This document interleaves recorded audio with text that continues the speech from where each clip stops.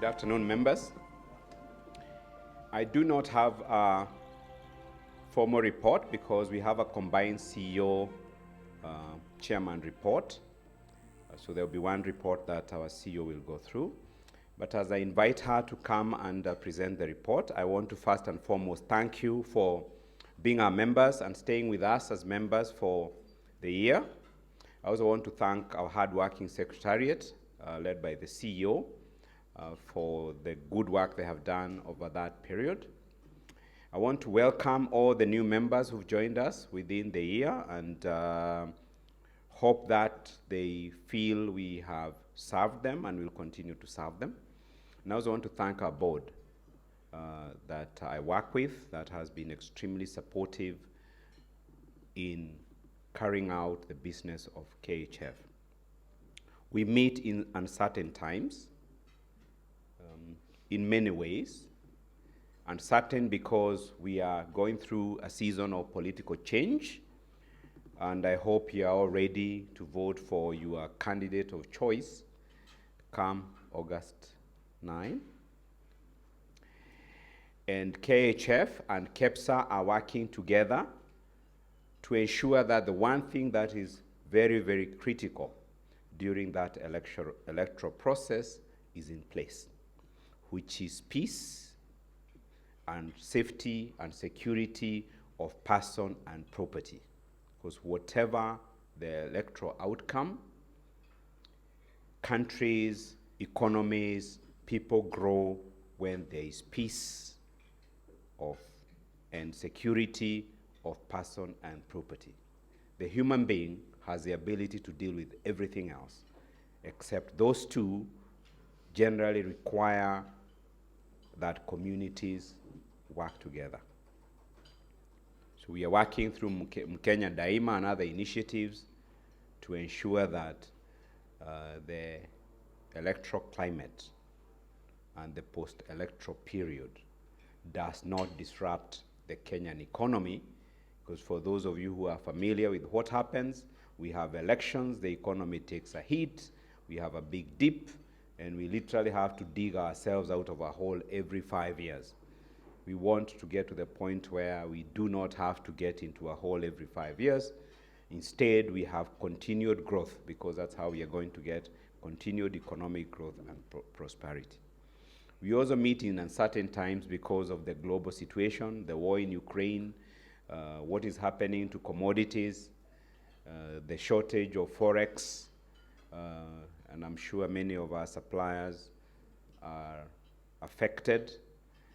And on that too, we are trying to work through KEPSA to ensure that whatever can be done is done to A, stabilize the shilling, and B, have the dollars available.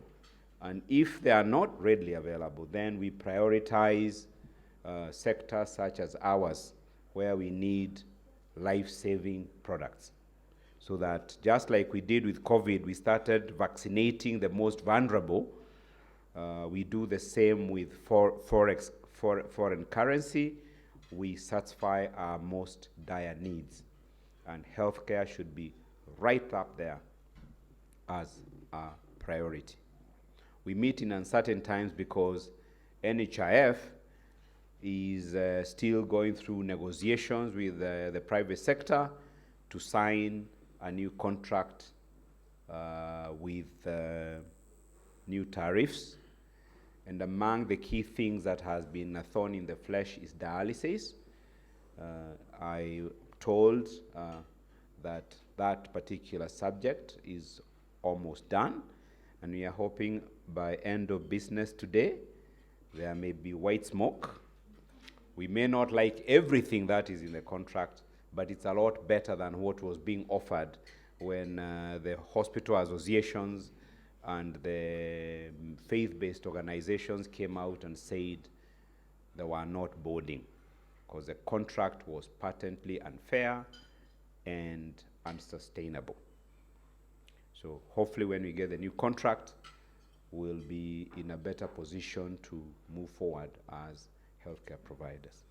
And we're also in uncertain times because there's a court case affecting the NHIF the new NHIF contributions that was brought about by FKE. We are monitoring and trying to ensure that it is resolved speedily, because if NHIF can't get the new money and private insurance doesn't know whether the money is going to NHIF or will stay with private insurance, then there will be greater uncertainty, and generally when there's uncertainty, human beings tend to stand back and watch and wait for things to become clearer before they commit. So such is the climate we are in. Such is the climate we are negotiating through. We intend to focus our energies, efforts, and resources in ensuring that the health sector has the space it needs and the resources it needs to operate and contribute to one of those four big ticket items for the country, because healthcare is among the four key pillars that are identified as being very, very important for the country. And on that, we need to congratulate ourselves, because it was not always that way. At independence, we did say that we'll deal with ujinga, umaskini, na ugonjwa. Along the way, we forgot that there were three key pillars: education, health, and basically prosperity or economic growth. And it was relegated to, the back rooms. And it's now come back as one of the big four. And we need to continue to work to keep it there, because that's the only way we can be assured that there is focus, that the policies that are made, the laws that are made, the regulations that are made provide for space for us to continue to thrive and grow.